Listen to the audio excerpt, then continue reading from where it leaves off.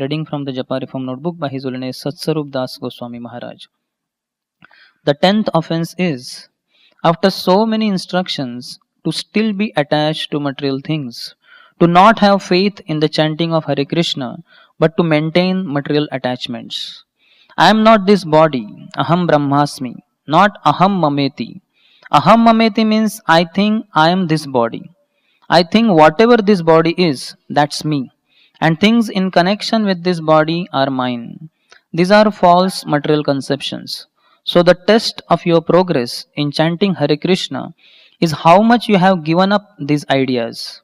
One should not chant Hare Krishna and persist in these bodily conceptions of life.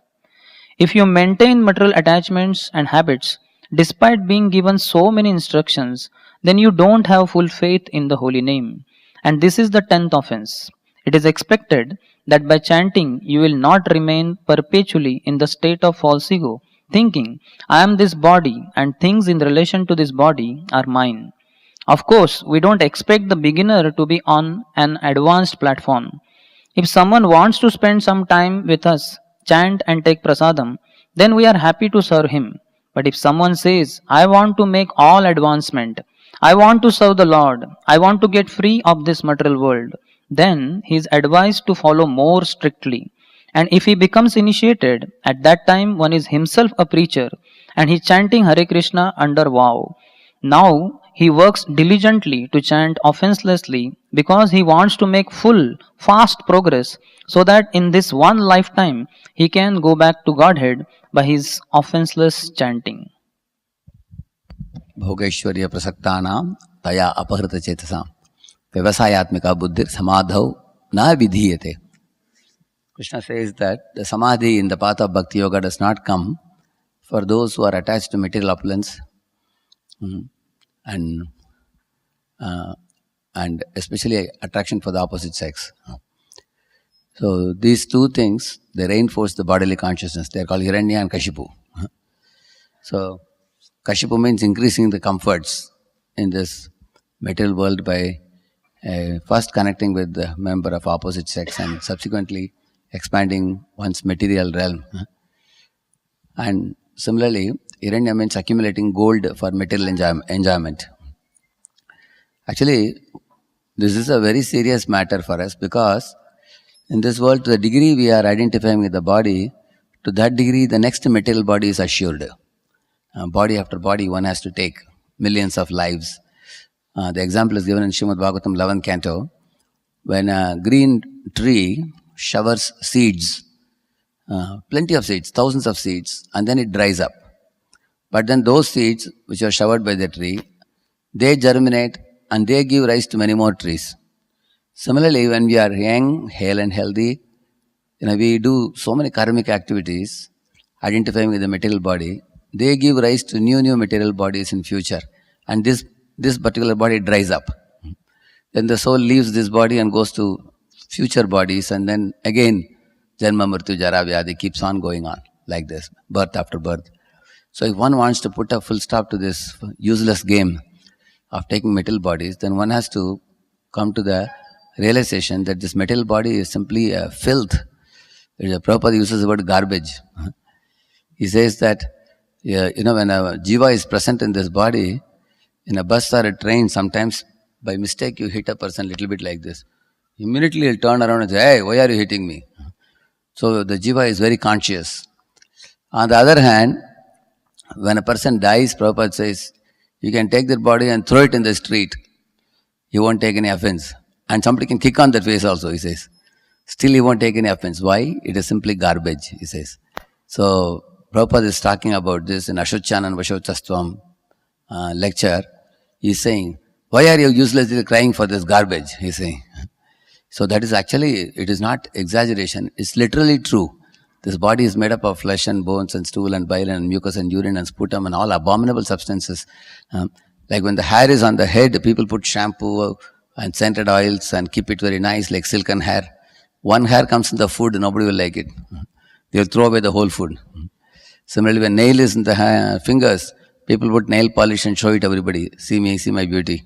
One nail is cut off from the body, it goes straight into dustbin. Because As soon as the material body cuts off from the jiva, from the living spirit, then the material body has no value. It has no value. It's anartha. It's good for nothing.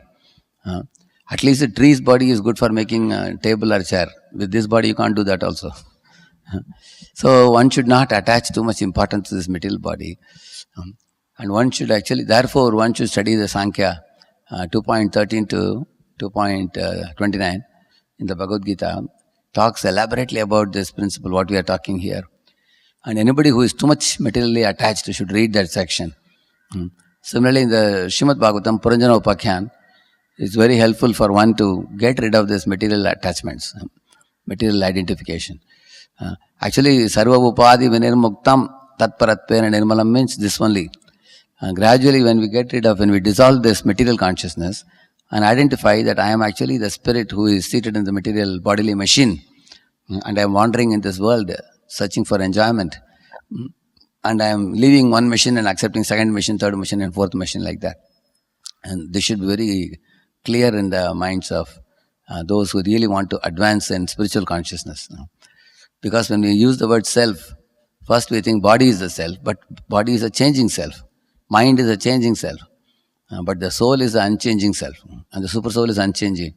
So therefore, to identify the soul and super soul and the relationship between the two is the ultimate goal of life. And without doing that homework, one will be attached to body. And even after becoming a devotee, we can wear tilak and kantimala, take a bead bag and still delight in material life. People come to the spiritual society simply to eat ice creams and eat cakes and just have fun. We had a good time in ISKCON.